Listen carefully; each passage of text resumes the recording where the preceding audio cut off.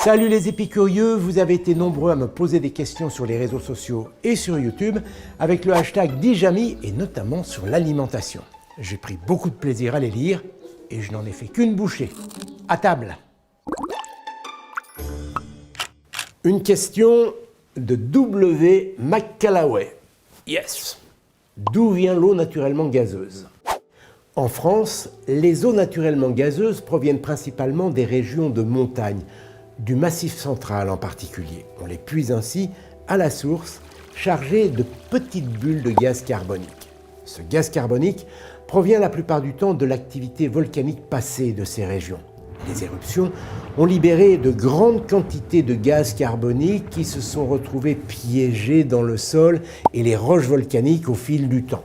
L'eau de pluie, en s'infiltrant et en voyageant pendant des milliers d'années sous terre, s'est peu à peu chargée en gaz carbonique. Le gaz s'est dissous dans l'eau sur son passage, laquelle est ainsi devenue naturellement pétillante.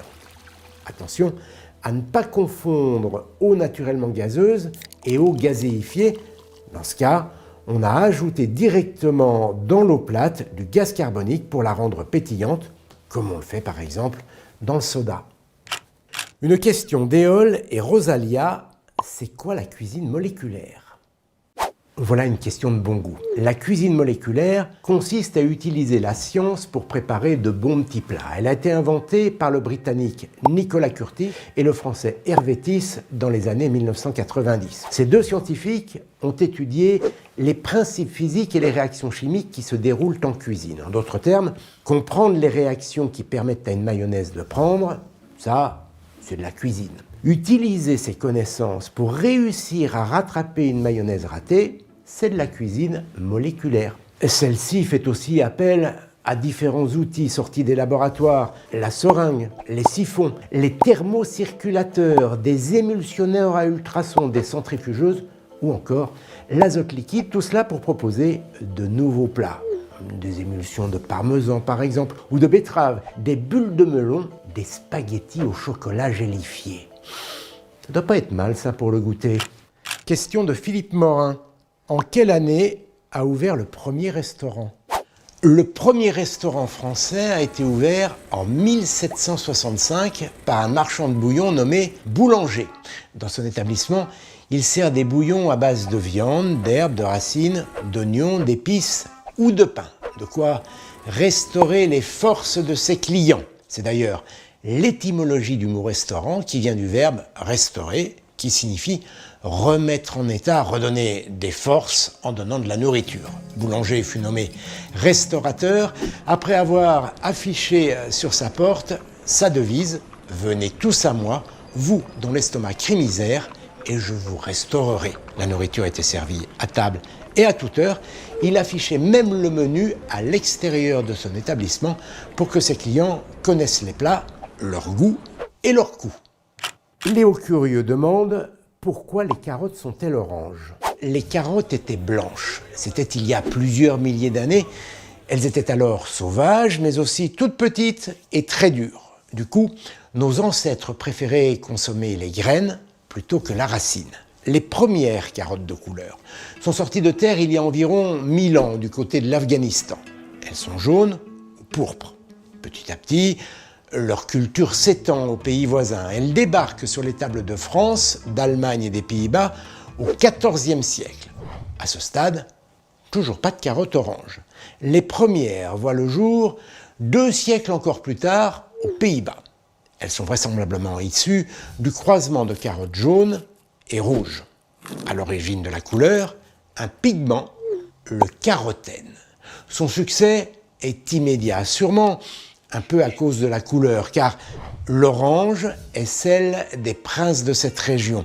Mais pas seulement. Cette carotte est aussi très charnue et plus sucrée que les carottes blanches. Et puis, à la différence des carottes rouges, elle ne déteint pas dans l'eau de cuisson et ne colore pas les autres aliments. D'où vient l'expression « en faire tout un fromage ?» Une question de TRKLMNT.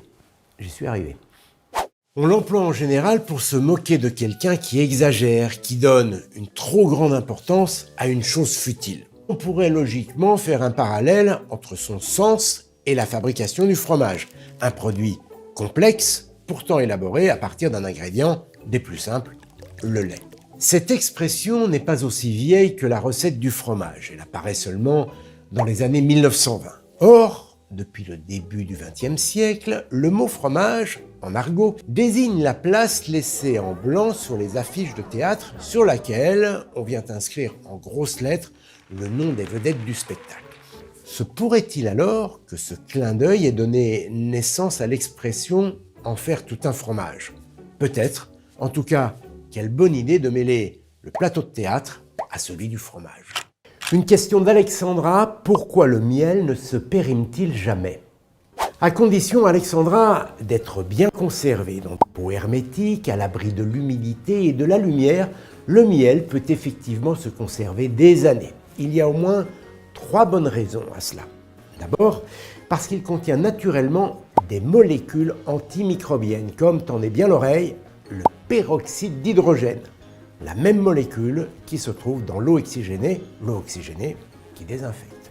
Ensuite, le miel contient très peu d'eau. Il est composé d'environ 80% de sucre. Pas tout à fait le même que le sucre de table. Dans le miel, c'est essentiellement du fructose issu du nectar des fleurs, plus sain. Quoi qu'il en soit, comme c'est du sucre, c'est un environnement qui n'est absolument pas favorable à la croissance des bactéries. En gros, elles s'y dessèchent.